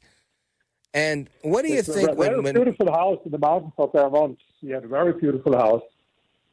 Wow, I'd love to visit Milton Friedman's mountain house as well. I think he was just terrific. Now, Rainer Zitelmann, when you hear Milton Friedman talking about this, his admonition to us all, saying, we have to watch the spending, watch how government spends, because ultimately, I think this dictates how rich or poor we are as a nation. What's your reaction to that? Yes, absolutely. This is a big problem, and I hope that Elon Musk and others are going to start to fix it, because when you see what happened in the last years, it's terrible. So with government spending, and for a lot of let me tell you, really bullshit. So I will give you one example. This suspending of U.S. aid, I think, is the right thing to do, because they spend so billions and billions for development aid, and mostly it was a waste of money. I have here some examples. For example, they spend millions for advanced diversity, equity, and inclusion in Serbia's workplaces, for production of a DEI musical in Ireland, for a transgender opera in Colombia, for a transgender comic book in Peru, and millions for sex changes and LGBT activism in Guatemala. This is all taxpayers' money, and they spend it for nonsense. Well, these things, again, I think most people hear these things and they take exception to them, thinking this is absolutely crazy, but that's the exception. It's not the rule. It's the fringe. It's not every day. But I think we're learning that this is not just a fringe. It's every day. It's inside. It's outside. It's a grandma. It's your neighbor. Everybody somewhere is ultimately, paying the price for all of this, Rainer Zitelmann. Yes, of course, you're correct. These were some extreme examples. But if we speak about development aid, I've written another book about this. The title is How Nations Escape Poverty, and I'm very proud because this book is nominated for this year's Hayek Book Prize Awards in Manhattan. Congratulations. So that I will win it. And in this book, I prove that development aid does not work. And in most cases, it has no effect. The money does not go to real poor people, but in the pockets of corrupt elites. And what I did now for my new book, The Origin. Well, before you get into that, I just want you to follow up question for you. Why do you think that foreign development aid does not work? The main reason. The main reason is because the only thing that brings prosperity is capitalism. We know it from a lot of examples all over the world, is economic freedom. And you can't export it. It's like, as it is not possible to export democracy. The United States tried several times to bring democracy to Afghanistan, to Iraq, and whatever, or to Libya. It fails all the time. But this is not only the case with democracy, it's the same with economic freedom. The only way to help a country to escape poverty is if they introduce free market reforms. I will give you one example. You find it also in my book. Vietnam. Vietnam was the poorest country in the world in 1990. First, they had the war, not only the war with the United States, but they had a war before with France, with Japan, with China. And then what was not destroyed by the war was destroyed by the terrible planned socialist economy. So really they were the poorest country, poorer than all African countries in 1990. Then they started with free market reforms. They called it the Doi Moi reforms, implementing private property, free market reforms, and the result was that the number of people living in poverty decreased from 80% in 1990 to 3% today, from 80% to 3%. This was not because of development aid or such things. No, it was only to give entrepreneurs more economic freedom. I traveled in the last 20 months to 30 countries to compare the origins of poverty and wealth. And I give you another counter example, what leads to poverty. And this is Nepal, also an Asian country. And this is one of the poorest countries in the world today. Only Afghanistan is poorer in Asia. And the reason, because a lot of economic restrictions. For example, no one is allowed to make a profit of more than 20% on any goods they sell. If you make a bigger profit, you either have to bribe the tax inspectors or pay a fine, and in worst case, even you go to prison. And there are many other government restrictions on economic life. For example, long lists of areas of the economy in which foreigners are not allowed to invest. So they see foreign investment as a danger for their country. And in Vietnam, it's exactly the opposite. They opened their economy, and I was surprised. Even they love Americans. I thought maybe they have a problem with Americans because of the war. No, they love Americans, and they love free trade. And so this is the reason why they choose poverty. I love it. Yeah, I think we should love America, too, and choose free trade and reject poverty. Rainer Zitelmann, I want to hear all about your book, and I want people to get a copy of it, and 2 copies if they can. Where do they go to get a copy of the book? Tell us the website. You can get it on Amazon or Barnes & Noble everywhere. Outstanding, folks. Check out the book. I think it's worthy of your time. Like I said, get not just 1 copy, get 2 from sociologist, historian, and author Rainer Zitelmann, The Origins of Poverty and Wealth. Sir, I want to thank you for being here. Godspeed to you. And amigos, we come back with your calls and so much more. 833-4825-337, 833-4-Valdez.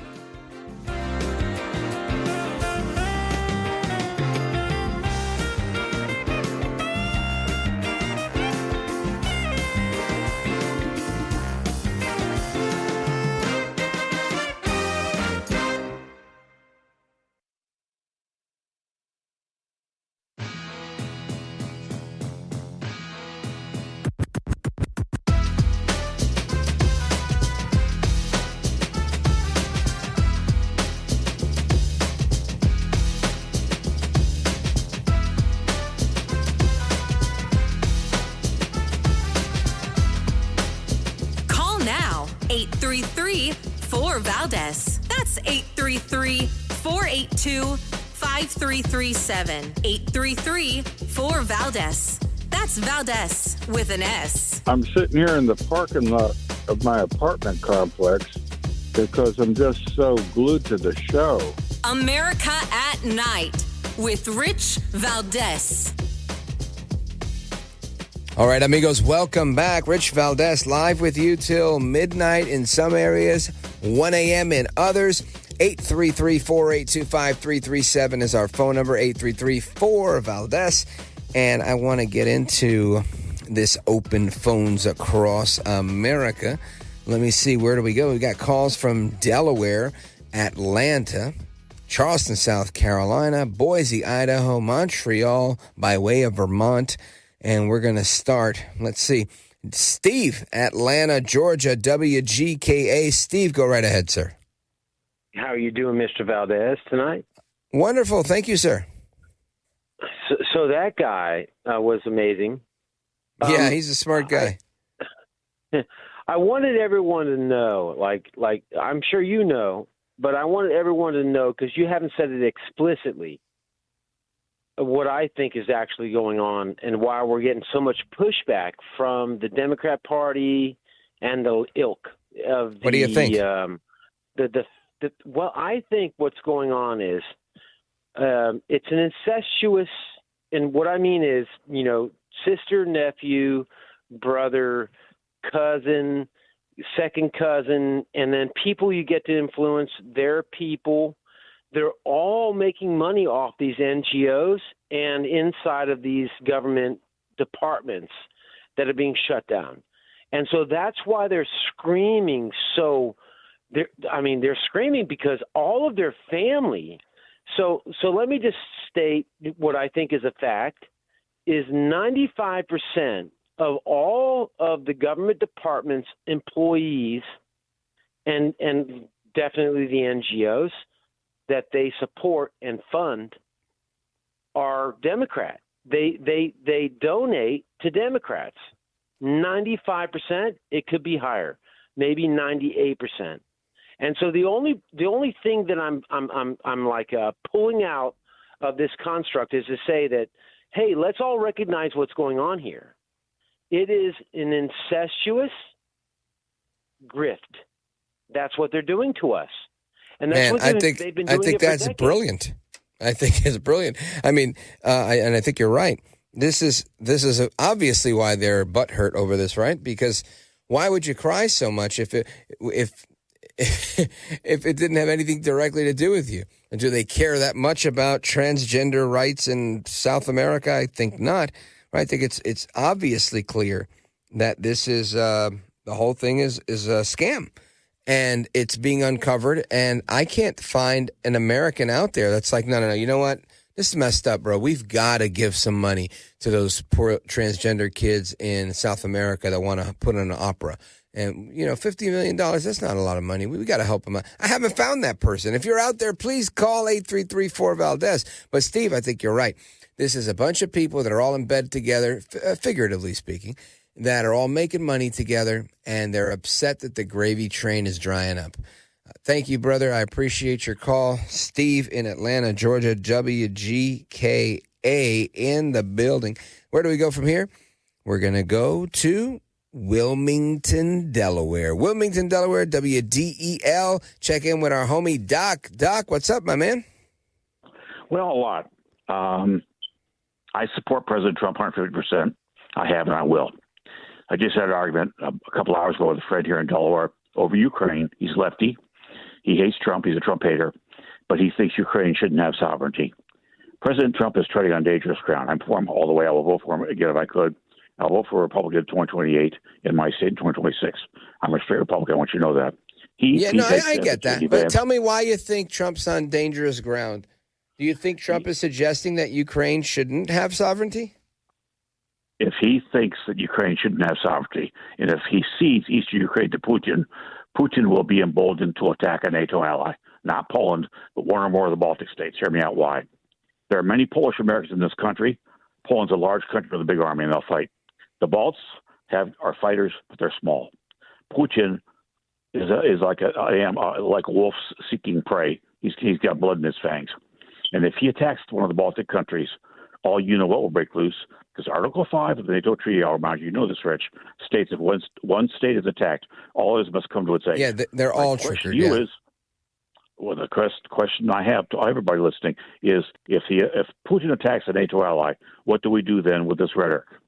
Do we help or do we just back off? Well, here's the thing. I don't really think Putin attacks a NATO ally because he doesn't want that problem, right? As they say in the streets, he doesn't want that smoke, Doc. He doesn't want a problem like that. What Putin is doing, in my opinion, started out as a little bit of a flex here. And some people say he was going after the biolabs. He was saving the kids. I don't buy that for a second. I really don't. I think Putin is trying to repatriate parts of Ukraine that they once ceded to Ukraine, sovereign Ukraine. Now, I've had people on this program tell me, but you know what? These are not sovereign parts. They ceded these parts of Ukraine in the effort to play nice, but they always held on to a part of it, especially the parts in the near the Black Sea, that if Russia needed to take back this land, it would. And that's in effect what he's using is kind of like a right of first refusal on his lease here. Putin's not stealing this stuff. He's just literally taking it back because those were the caveats, kind of like Trump did with the Panama Canal. Now, this is something I'm not extraordinarily versed on, and I'd have to get to the bottom of it, and we likely will as soon as we can, figure out the direction on that. But I think I have not heard Putin say any of this, right? I think I've heard Putin loyalists and the pro-Putin patriots in the United States saying, oh, this is a fight between brothers. You've got to let them fight, blah, blah, blah. Okay, I've heard all the rhetoric. I'm not buying it. I think Ukraine deserves to have some sort of protection, and I think that we've seen enough happening in Ukraine. So I think the move here for reconciliation is going to be some sort of compromise, right? Everybody's not going to get what they want, but eventually I think we have a deal. What that deal looks like and how much of a haircut the Ukrainians are going to take, kind of like Pete Hegseth intimated in his comments, saying, you're not going to go into the same situation you were in. I think that's probably accurate. What that number looks like, how much they have to lose, I don't know. And my hope is not that much, because we want to make this easier rather than harder. And I think if you stick with the kind of makeup you have now, you have a pretty decent outcome that you can pull off, I think. If you continue to go and make it more divisive, then that's exactly what we're going to get. So I'm up in the air on that one, Doc. But I don't think Trump is advocating for that. And really, that was the point I was making for you. Trump is not looking to bully his way into anything. I think he's always been just really looking out for America. That was the whole point of his first impeachment, where he had his perfect phone call with Zelensky, and then they wanted to come after him for, all sorts of crazy. And I think we saw that happen again. So that's my thought on that. We'll see how it pans out, Doc. But don't lose heart. Don't fret. I think we're going to be okay on that front. Anyway, I'm going to take a pause right here. We're going to come right back with the rest of your calls and more. Don't go anywhere. This is America at Night with Rich Valdez. Call now, 833-4-VALDEZ. That's 833-482-5337. 833-4-VALDEZ. That's Valdez with an S.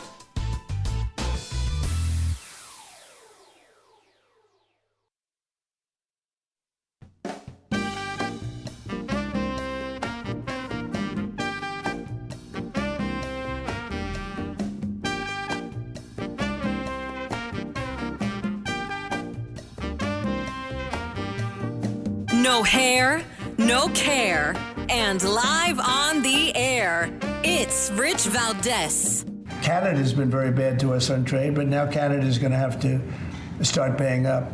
And Canada's been tough on the military because they have a very low military cost. They think we're going to, protect them with our military, which is unfair. So Canada's going to be a very interesting situation because we just don't need their product. And yet they survive off the fact that we do 95% of what they do. And Canada is just absolutely, I say it, and sometimes people smile and sometimes they say great idea, but Canada, their taxes would come down greatly.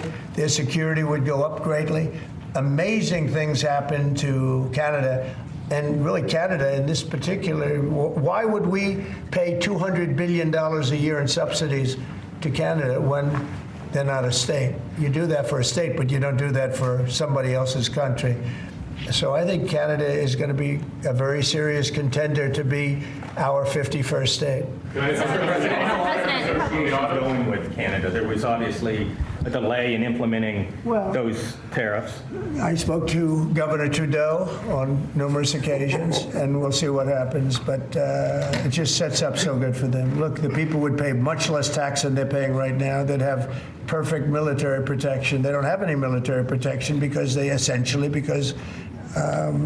and you take a look at what's going on out there. You have Russian ships, you have China ships, you have Chinese ships, you have a lot of ships out there, and people are in danger. This is a different world today. It's a different world. They need our protection.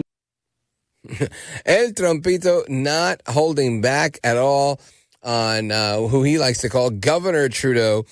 And I guess the question here is this all shtick? Is it all a tactic to kind of embarrass and minimize and ridicule Mr. Trudeau, Prime Minister Trudeau? I think the answer is yes, right? I think he's trying to remind them, look, you don't command the type of army that you thought you had, right? You need our army. You need our protection. Don't get into this trade war. Stop your shenanigans. Play ball with me. But if you don't, ultimately, you might lose so much in this deal that it'll make sense for you to join our deal. And that may not be the most feasible thing, right? So I think some people they're up in the air on things. But that's what I think is happening, honestly. Anyway, I want to get the opinion of somebody that's out there. Antonio, my brother. How are you, brother? WVMT. Go right ahead. How you doing, Rich? Good. I was going to talk about other things, but you got me on this right now. So one thing I fully agree with is our military is 32,000 members. We have a CRA, what is the Tax Collection Authority in Canada, whatever it's called. It's called a CRA, Revenue Canada Agency, and they have 60,000 employees. I think the 60,000 employees should go down and take military service. Cut that CRA into 1,000 people, put 59,000 into the Army, and I agree we should have a defense that's commensurate with a G7 power, G8, G9, whatever we are, depends on who's in and out. But I believe that our military is not strong enough. And I'll tell you another thing. We spent $30 billion on EV batteries last year, and we generated over $500 billion in taxes in 2024. So we can afford frigates. We could buy a lot of frigates for $24 billion, and we can improve our Navy, and we can improve our Army, and we can improve our Air Force. Rich, if I was Prime Minister of this country, there would be no DEA. We have billions of dollars, and I got to thank Elon Musk and Trump. Even though I don't agree with this Canada thing, it's kind of annoying to listen to it because I think he is trying to troll us. Yeah, but the totally. Thing is, he's right. We should have a draft in Canada. At 18 years old, when you graduate from high school, you should be doing military service like Israel, like Italy used to have. And my parents, my dad is an Italian citizen, and I have dual citizenship also. But what I'm saying, Rich, is essentially the criticisms of Canada are correct. We do not have a military, but we're wasting $102 billion on nonsense that was discovered at the same time as Elon Musk is discovering all this stuff. And all the left in Canada is screaming like the NGOs and the Pritzker family that has 400 NGOs. Why do the Pritzker family that has $43 billion in their family, why do they have NGOs that are receiving U.S. aid? Why? You guys have to find that out. And we have to know, Rich, why it sounds, Tony, like that's how they run this kickback scheme. But it's sickening, Rich. Yeah, absolutely. Sickening. For in my entire life, I thought that Kennedy executive order to use U.S. aid for the benefit of democracy and spreading democracy. Now it's just a grift. It's absolutely cash, criminality and corruption. And 100%. The Democrats are screaming. They're going, hey, we're for grift, we're for corruption, and we're for cash. And Man, I the couldn't rest think of a better way of saying that, Tony. I got to take a pause right here, but you're right, and you're fired up, and I'm glad you are. See, this is exactly why Trump is trolling you, because he wants Canadians to be fired up and realize, man, this guy is having his way with us, right? Exactly what we're doing in the United States that we're uncovering is happening in Canada, but nobody's uncovering it. So maybe this is what you need to do, the equivalent of a Freedom of Information Act, and become your own version of Doge in Canada. Start going after the whatever corruption they have there. I think they're out of control, just like we are, Mr. Trudeau and his Governor Trudeau, I should say. Anyway, Tony, I got to take a pause right here, but thank you for your call, brother. I appreciate it, and we're coming right back. Your calls don't go anywhere. This is America at Night with Rich Valdez.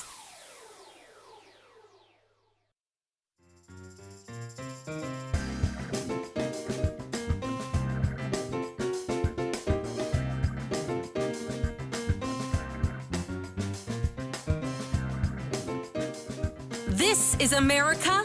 This is Night. This is Rich Valdez. Doge workers arrived today. Gavin Clagger and others arrived today at the IRS. Do you expect to close the IRS, or what are you expecting? No, I don't expect it, but I think that the Internal Revenue Service will be looked at like everybody else. Just about everybody's going to be looked at. So it's they're doing a hell of a job. It's an amazing job they're doing. That is El Trompito saying he's not expecting to close the IRS, but he is going to be auditing the IRS through Elon Musk and the Doge service. So I want to get some reaction to that from you all. We, the people, the American people, 833-4-Valdez. Let's go to New Hampshire and check in with Anthony on WUVR. Hope I got that one right. Go right ahead. Hey, Rich, second-time caller here. Love the show. Welcome. Thank you. So my concern is, my thought was, everybody's worried about the tariffs causing price increases. If Trump gets rid of the payroll tax, I myself, factory worker, paying in 22%, if that payroll tax disappears, are people not thinking that would offset the cost difference? Yeah, well, it would. I haven't heard that proposal. I really hope that is the case. My hope, again, I started the show talking about this, that my hope is that there would be a constitutional amendment to, rid ourselves of the need to collect a federal income tax. I would love to see that, but that's written into the Constitution. I don't know that we're going to get rid of it because it's very difficult to pass a constitutional amendment, but not impossible, right? And I'm an optimist. So I believe that. I think ultimately it's going to be a challenge for Trump, but lots of things are challenges for Trump, right? And I think, he's ripe for the challenge. So I'm with that. I'm all for it. And hopefully he does pull it off. I hope we see no tax on tips become a very statutory reality. I hope we see no tax on overtime, no tax on Social Security, and ultimately, no more tax, right? No more income tax. I would love it. I don't know that we're there yet. I don't know that he thinks we're there yet. I haven't seen too much conversation about it. But, Anthony, thank you for your call, my brother. I appreciate you. Thank you for your call, and I'm hoping that you'll call in again soon. WUVR in the building, New Hampshire. Amigos, hasta la próxima. Take care. Good night. And God bless you, America. I'm Rich Valdez.